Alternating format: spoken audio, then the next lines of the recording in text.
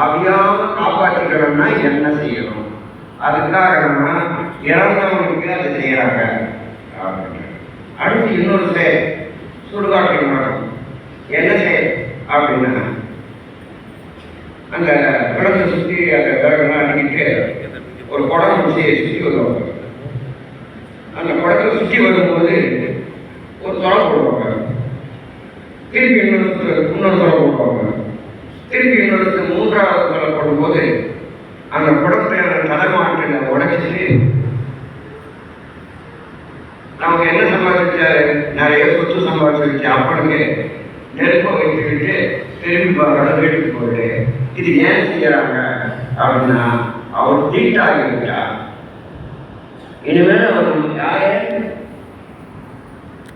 நான் இந்த உலகத்துக்கு வருவதற்கு காரணமாக இருந்தவரும் எனக்கு எல்லா பகுதிகளையும் செய்தவர்கள், எனக்கு பண வசதியெல்லாம் செய்தவரும், இவ்வளவு செய்தவருக்கு நான் திருப்பி செய்யக்கூடிய நன்றி என்னன்னா எங்கள் வீட்டுக்கு வரக்கூடாதுன்னு நான் நல்லா இருக்கேன்.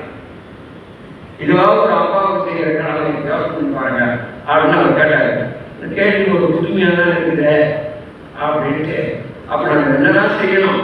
ஏன்னா அப்போ நம்ம கேட்கறது என்னதான் செய்யணும்னா, இந்த சாவில் இருந்து தப்பிப்பதற்கு ஒரு வழி இருக்குது.